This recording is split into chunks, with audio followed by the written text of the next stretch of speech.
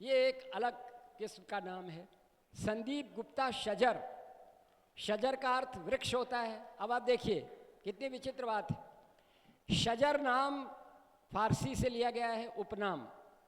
इसके बाद जब परिचय में ये जो कागज़ दिया गया है उसमें शजर भाई के लिए लिखा है, वो गीत भी लिखते हैं और ओज भी लिखते हैं।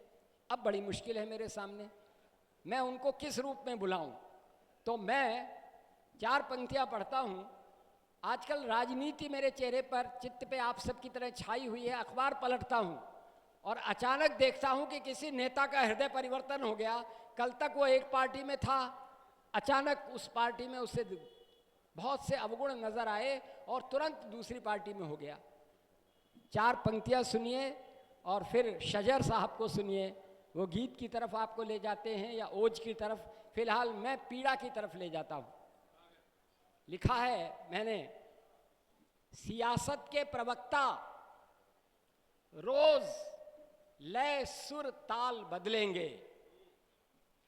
आप देखिए आजकल के अखबार जहां चुनाव हो रहे हैं, सियासत के प्रवक्ता रोज लय सुर ताल बदलेंगे। कहीं चेहरा, कहीं चिंतन, कहीं पे चाल बदलेंगे। कभी पगड़ी बदल लेंगे, कभी रूमाल बदलेंगे। मिले कुर्सी तो अपनी वल्दियत हर साल बदलेंगे। मिले कुर्सी तो अपनी वल्दियत हर साल बदलेंगे। ऐसी विषम राजनीति के बीच में हमें एक दमदार कवि चाहिए जो गीत की भाषा में, ओज की भाषा में हमारे वक्त को आईना दिखा सके और हमारे समय को शोध और प्रबोध दे सके। मैं बड़े आदर के साथ भाई संदीप गुप्ता शजर को, जो दिल्ली से, राजधानी से पधारे हैं, आइए। राजधानी शब्द सुनते ही दिल कांप उठता है। अगर मैं ये कहूँ कि आप आइए तो उसके दूसरे अर्थ भी निकल सकते हैं। अगर दिल्ली से कोई आए और मैं उससे कहूँ कि आप आइए तो उसके दूसरे अर्थ भी निकल सकते हैं। इसलिए मैं कह रहा हूँ, श्रीमान कृपया। अंबर जी के संचालन में पढ़ने का पहली बार सौभाग्य मिल रहा है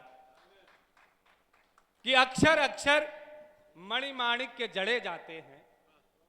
अक्षर अक्षर मणिमाणिक के जड़े जाते हैं, तब नित पावन जीवन चरित पढ़े जाते हैं।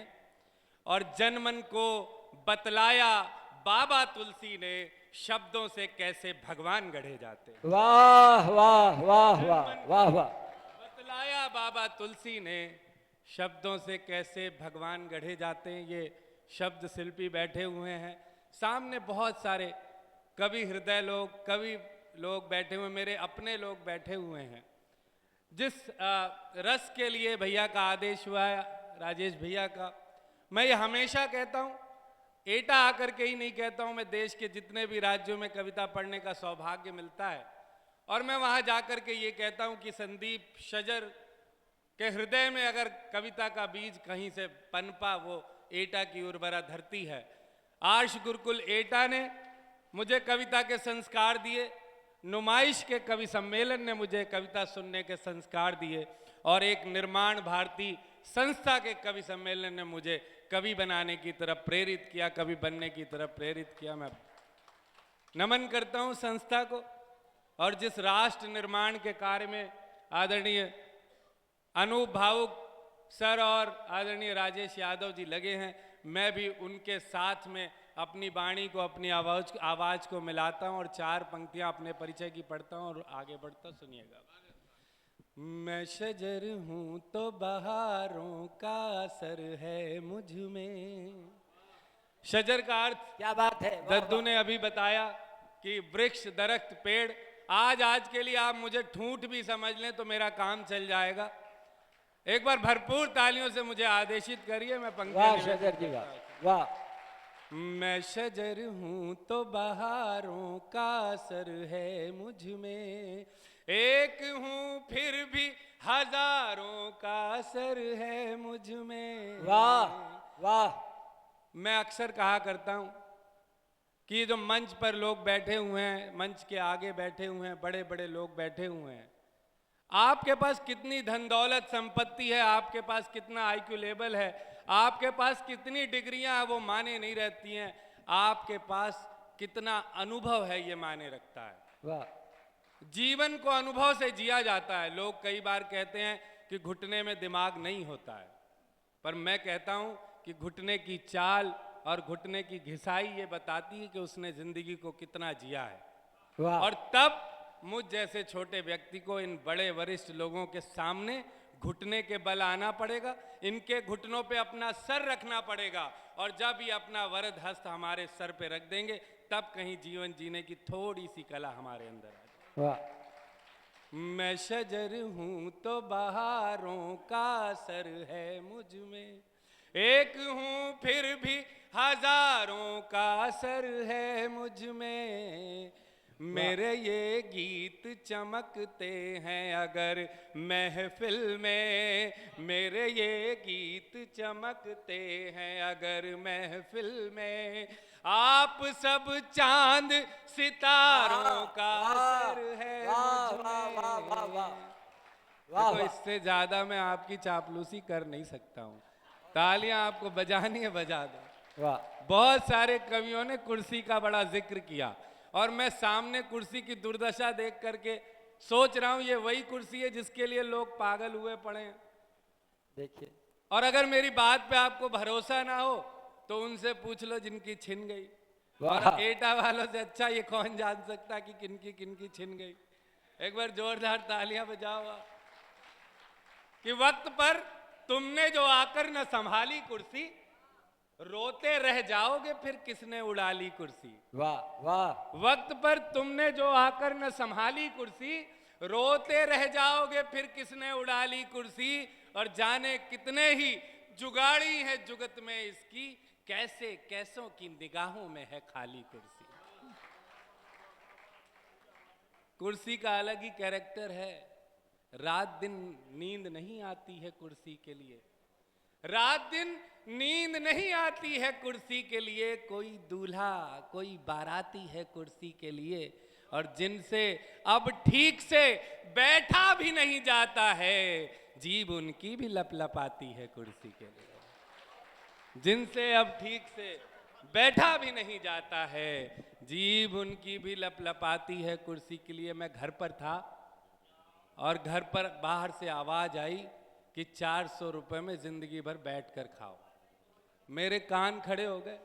भारत के लोगों का यही हाल है, फ्री में सब कुछ हो जाओ। और जैसा कि दद्दू कह रहे थे, ये दिल्ली से आए हैं तो हमारे यहाँ तो फ्री का सब फ्री का माल है, बिजली फ्री, पानी फ्री और जेल भी फ्री। तो मेरे कान में आवाज पड़ी कि 400 रुपए में जिंदगी भर बैठ कर खाओ। मैं भागा भागा गया और मैंने देखा कि एक कुर्सी वाला कुर्सी बेच रहा था और कह रहा था 400 रुपए की कुर्सी ले लो और जिंदगी भर बैठ कर खाओ।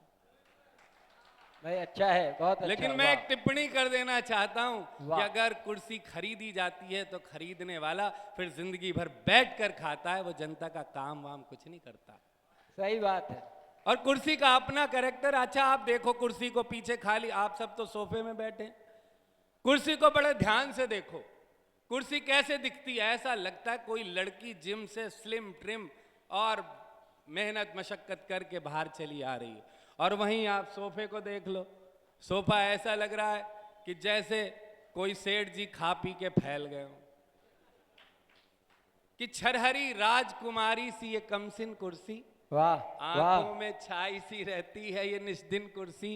वाह। कि छरहरी राजकुमारी सी ये कमसिन कुर्सी, आंखों में छाई सी रहती है ये निष्दिन कुर्सी। और चाहे कितना भी कोई दूध पिलाए इसको, मौका पाते ही डस लेती है नागिन कुर्सी। तालियां बजाओ तो चटर पटर मत बजाओ। मुझे जिस रस के लिए आमंत्रित किया, मैंने जोड़ने की आपको कोशिश की कि राष्ट्र भक्ति भावना से ओत प्रोत दिल लिए, देश राग दुंदुभी बजाने आ गया हूं मैं। वाह वाह। राष्ट्र भक्ति भावना से ओत प्रोत दिल लिए, देश राग दुंदुभी बजाने आ गया हूं मैं। पंक्ति निवेदित कर रहा हूं, मुझे एक चेहरा मेरी नजरों के सामने आ रहा है। आप पोस्टर पे भी देखो, लिखा है आजाद भगत सिंह। मैं उस बच्चे को आशीर्वाद देना चाहता हूं, उसकी मेहनत को आशीर्वाद देना चाहता हूं कि राष्ट्र भक्ति भावना से ओत प्रोत दिल लिए देश राग दुंदुभी बजाने आ गया हूं मैं, और रंग ये बसंती कभी चढ़ के न उतरेगा, आत्मा में आपकी चढ़ाने आ गया हूं मैं। तो काव्य प्रेमियों सुधी श्रोताओं के समक्ष यहाँ उद्गार दिल के सुनाने आ गया हूं मैं, और शब्द अर्थ भाव पुष्प काव्य में सहेज हैं जो इन गुलदानों में सजाने आ गया हूं मैं। बहुत अच्छा, वाह, बहुत धन्यवाद, बहुत धन्यवाद। आप जितने भी हैं उतनी घनत्व में आप बहुत अच्छे से सुन रहे हैं। मान लीजिए कि सुनने वाले लोग बड़ी बड़ी महफिलों में भी इतने ही होते हैं। मैं कुछ पंक्तियां और निवेदित करता हूं, और आजाद भगत सिंह को याद करिए और आप मेरी पंक्तियों पर ध्यान दीजिए, सुनिएगा। कि राखियों के बदले जिनको बेड़ियां अच्छी लगी, वाह, राखियों के बदले जिनको बेड़ियां अच्छी लगी, क्या करें वरमाल का जब फांसियां अच्छी लगी। शम्म आजादी की रोशन जब न होती जब उन्हें, शम्म आजादी की रोशन क्यों न होती जब उन्हें, तेल सांसों का बदन की बातियां अच्छी लगी, तेल सांसों का बदन की बातियां अच्छी लगी, कि शोक की चर्चाएं होंगी और बातें हर्ष की। किस तरीके की बातें हम मंच से करते हैं, किस तरीके की बातों को हमें याद रखना होता है, मैं पंक्तियां निवेदित करता हूं।